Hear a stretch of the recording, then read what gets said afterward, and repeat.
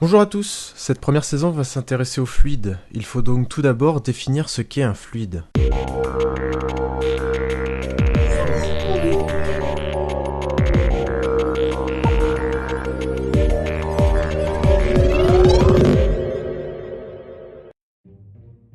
L'objectif de ce premier épisode est de présenter les différents états de la matière qu'il est possible de rencontrer dans la nature.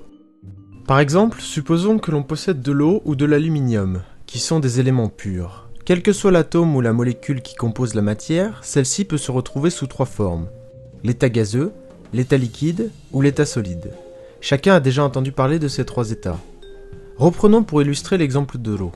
L'état gazeux, c'est la vapeur d'eau. L'état liquide, c'est l'eau qui sort du robinet, et l'état solide, c'est la glace. La question est alors de savoir comment peut-on caractériser et différencier ces états.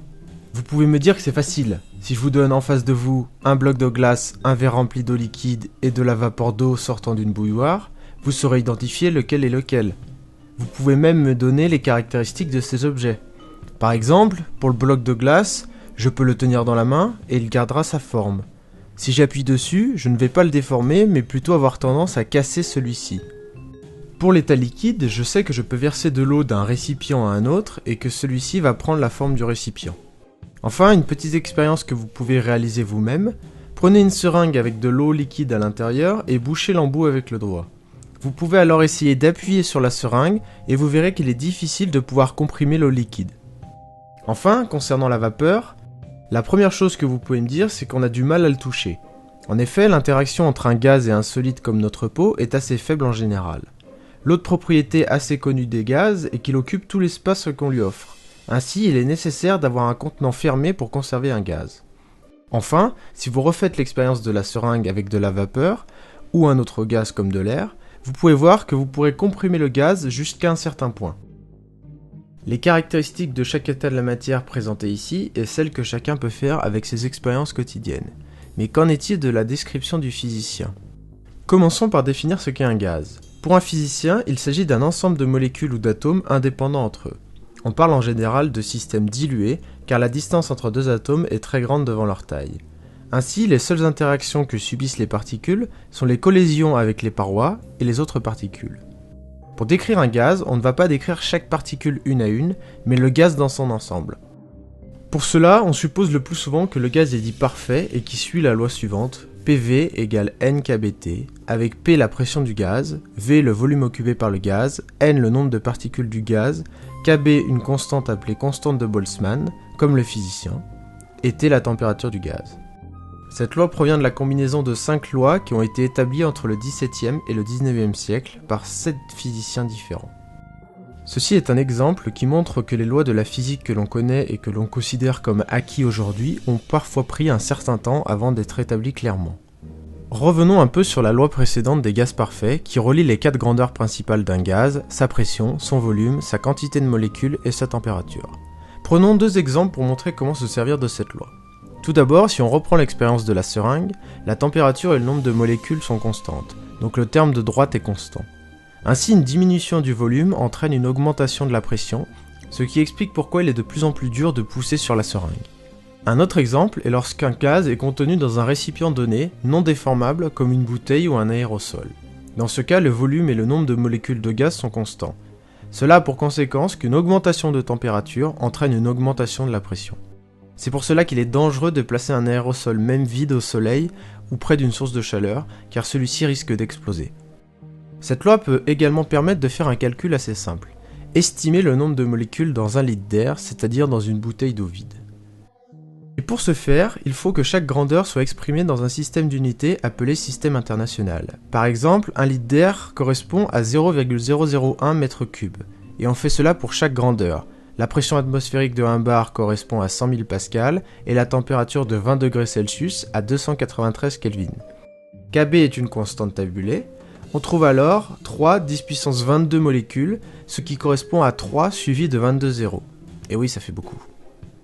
À titre de comparaison, cela correspond au nombre d'étoiles de l'univers. C'est un nombre trop grand pour se le représenter.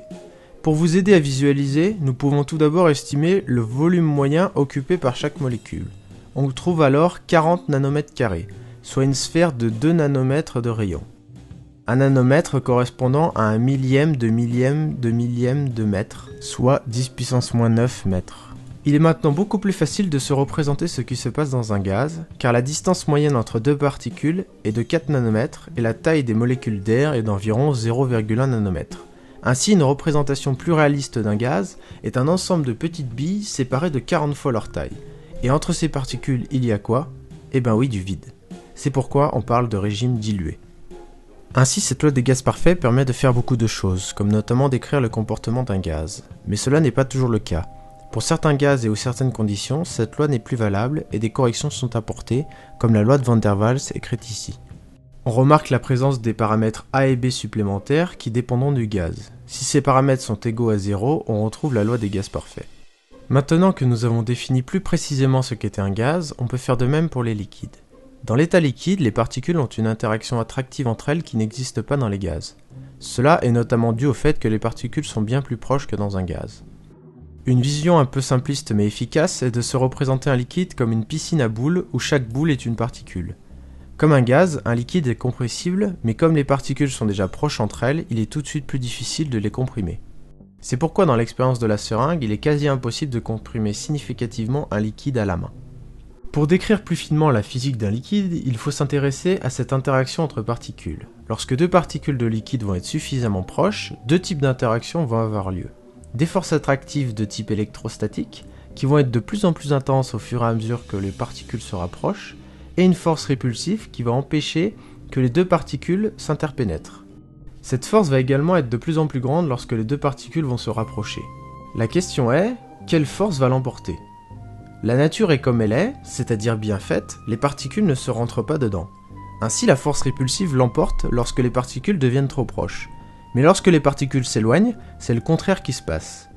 Ainsi vous sentez bien qu'il va exister une distance où les deux forces vont avoir la même intensité et vont se compenser pour une certaine distance où les particules ne vont plus bouger, appelée distance d'équilibre. Les molécules d'un liquide sont en moyenne à cette distance qui va dépendre de la nature du liquide. Pour certaines molécules, une liaison attractive supplémentaire est présente, la liaison hydrogène. Celle-ci est plus intense que les forces décrites précédemment et existe lorsqu'un atome d'hydrogène rencontre un de ces atomes, le fluor, l'oxygène ou l'azote. Dans le cas de l'eau, il s'agira de la liaison créée entre un hydrogène d'une molécule et l'oxygène d'une autre molécule. Il est donc possible dans ce cas-là de faire des chaînes de liaison hydrogène et ainsi renforcer la stabilité du liquide. Cette liaison permet de renforcer certaines structures comme le cas de l'acide salicylique où la liaison hydrogène ferme un cycle. Elle est également responsable de la solide structure en double hélice de l'ADN. Nous avons donc bien compris d'où provenait la stabilité des liquides, mais qu'en est-il des solides maintenant ? Les particules au sein d'un solide sont en interaction attractive forte. Les solides ont une forme propre car la force de gravité est plus faible que cette force de cohésion. Cette liaison est appelée liaison covalente. Elle est bien plus intense que les forces dans les liquides, mais la force de répulsion à courte portée existe toujours. Et donc une distance d'équilibre est également présente, comme dans les liquides. Comme la liaison covalente est bien plus importante, un solide est bien moins compressible qu'un liquide. Mais tous les solides ne se valent pas. On peut en distinguer trois grands types. Tout d'abord, les solides où les atomes sont rangés de manière ordonnée sont appelés cristaux périodiques et présentent un ordre à longue portée. Ils sont dits isotropes car la périodicité est la même selon les trois directions de l'espace. Un tel cristal est dit parfait et n'est en général pas très gros. C'est pourquoi certaines pierres se vendent à des prix astronomiques. En général, dans la nature, on rencontre des polycristaux formés de plein de cristaux accolés avec des orientations et des périodicités différentes. Ensuite, nous avons les quasi-cristaux, qui ne possèdent pas de périodicité à grande distance, mais certaines symétries, comme ici sur la photo, une symétrie centrale. Enfin, certains solides sont désordonnés et qu'on nomme solides amorphes ou verts. Ils sont obtenus par refroidissement brutal de la phase liquide, bloquant ainsi les atomes dans la position au moment du refroidissement, c'est-à-dire non ordonnés. Les propriétés d'un solide dépendent fortement de la structure et la dénomination sera ainsi différente. Par exemple, l'oxyde de silice SiO2 est appelé quartz sous sa forme cristalline et verre sous sa forme amorphe. Nous venons de décrire plus finement les états de la matière, mais vous me direz quelle est la définition d'un fluide dans tout cela. Cela dépend avec qui vous discutez. Pour un non-physicien, le fluide représentera en général le liquide. Pour les physiciens, on peut distinguer deux catégories. ceux qui travaillent sur la mécanique des fluides, et dans ce cas-là, le fluide sera le liquide et le gaz, et les personnes travaillant sur la matière molle et étudiant les fluides complexes, dans ce cas-là, le fluide sera l'interface entre le liquide et le solide. Merci à tous d'avoir regardé cette vidéo. Vous pouvez faire un tour sur le blog pour des informations complémentaires sur le contenu de cette vidéo. Si vous voulez continuer à suivre mon contenu, abonnez-vous à ma chaîne et suivez-moi sur Facebook et Twitter.